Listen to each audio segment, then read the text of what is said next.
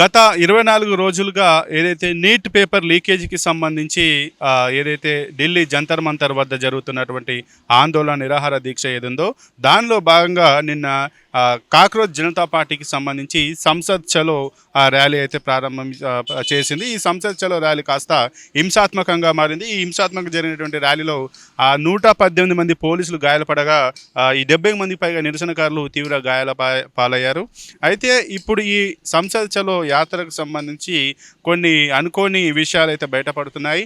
దీని వెనుక చాలా కుట్రకోణం దాగి ఉందన్న ఉద్దేశంలో పోలీసులు కూడానైతే విచారణ చేపడుతున్నారు. దానికి అనుగుణంగా వారికి సాక్ష్యాధారాలు కూడా లభించినట్టుగానైతే తెలుస్తుంది. ఈ సంసద్ చలో యాత్రకు సంబంధించి గతంలో పోలీసులు ఏదైతే ఇక్కడ ఇంటర్నెట్ కనెక్షన్ బ్యాన్ చేయడం, జామర్లు అరేంజ్ చేస్తారన్న ఒక ఉద్దేశంతో ముందుగానే ప్రీ ప్లాన్డ్గా వాళ్ళు జామర్లు ఆన్ చేసిన ఇంటర్నెట్ కనెక్షన్ ఆఫ్ చేసినా కూడా ఇక్కడ ఈ కార్యక్రమానికి పాల్పడేటువంటి చాలామంది కూడా వాళ్ళ యొక్క గ్రూప్లో ఈ బ్లూటూత్ తోటి అలాగే ఫ్రీక్వెన్సీ తోటి వితౌట్ ఇంటర్నెట్ తోటి వితౌట్ కనెక్షన్ లేకుండా నడిచేటువంటి ఒక యాప్లను ఇన్స్టాల్ చేసుకునే విధంగా గ్రూప్లో వాటి లింకులు మెన్షన్ చేయడం, వాటిని ఇన్స్టాల్ చేసుకొని అందులో అందరూ జాయిన్ అయ్యి ఈ యొక్క సంసద్ చలో యాత్ర గురించి ఆ యొక్క లైవ్ ఈ యొక్క ర్యాలీ జరిగేటువంటి ఆ సమయంలోనే అక్కడ ఎటువంటి కార్యక్రమాలు చేయాలి, ఎటువంటి మాటలు మాట్లాడాలి, ఏ రకంగా నడుచుకోవాలనేటువంటి చర్చ ప్రారంభించుకోవాలన్న ఉద్దేశంతోనైతే వాళ్ళు ఆ యాప్లను ఏర్పాటు చేసుకున్నట్టుగానైతే తెలుస్తుంది. అయితే ఈ యాప్లో జరిగినటువంటి సంభాషణలను ఆ పీటీఐ తెలిపిన వివరాల ప్రకారం పీటీఐ చెప్పినటువంటి వివరాల ప్రకారం ఏంటంటే ఈ యాప్లో కొన్ని హింసాత్మక ఘటనలు చేసే విధంగా చర్చించినట్టుగానైతే తెలుస్తుంది.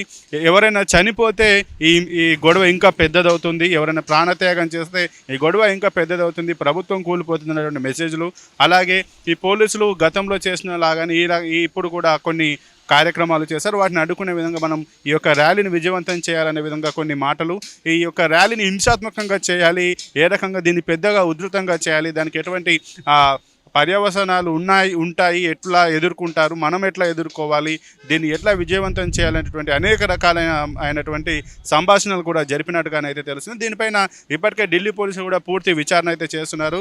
ఈ యాప్ని ఎవరు పెట్టారు, దీంట్లో ఎవరెవరు పాల్గొన్నారు, ఇందులో మెసేజ్ చేసినట్టు వారి వ్యక్తిగత అభిప్రాయమా, లేదంటే దీని వెనుక ఎవరైనా ఉండి కావాలని చెప్పి దీన్ని హింసాత్మకంగా నడిపించే విధంగా చేస్తున్నారు అనేటువంటి నిజ నిర్ధారణ చేసే విధంగా విచారణ అయితే జరుపుతున్నట్టుగానైతే తెలుస్తుంది.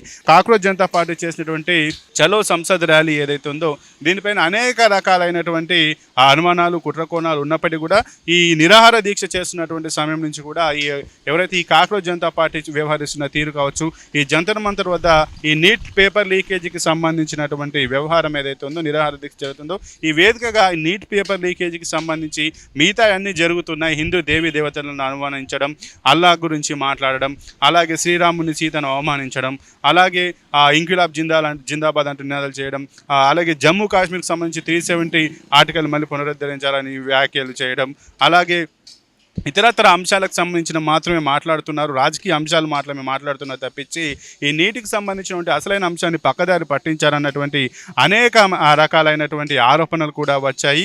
అలాగే దానికి అనుగుణంగా కేంద్ర మంత్రి జేపీ నడ్డాతో చర్చ జరిగిన తర్వాత కూడా ఈ యొక్క ర్యాలీ ముందుకు సాగడం, ప్రధానమంత్రి కూడా బయటకు వచ్చి చెప్పి నేను ఖచ్చితంగా వీటిపైన చర్యలు తీసుకుంటాము, ఈ నీట్ లీకేజే కాకుండా రాష్ట్రంలో అన్ని రాష్ట్రాల్లో ఎక్కడ ఏ లీకేజ్ జరిగినా కూడా దానిపైన కఠిన చర్యలు తీసుకునే విధంగా చట్టాన్ని కూడా చేస్తామని చెప్పినప్పటికీ కూడా ఒక ఉద్దేశపూర్వకంగానే ర్యాలీని చేసి ఈ ర్యాలీని హింసాత్మకంగా మార్చారు అనేటువంటి అంశాలు కూడా తెరపైకి అయితే వస్తున్నాయి.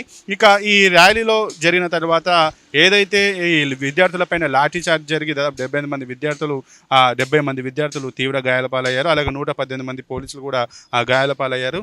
దీనికి మద్దతుగా నిన్న కాంగ్రెస్ పార్టీకి సంబంధించి రాహుల్ గాంధీ కూడా ప్రధాని మోడీ గృహాన్ని ముట్టడించడం, ఆయన అరెస్ట్ చేయడం, ఈరోజు కూడా వాళ్ళు ఈ యొక్క లోక్సభలో కూడా ఈ అంశాన్ని గురించి మాట్లాడాలని పట్టుబట్టడం, లోక్సభలో స్పీకర్ వాయిదా వేసి వెళ్ళడం అంటే అంశాలు కూడా తెరపైకైతే వచ్చాయి.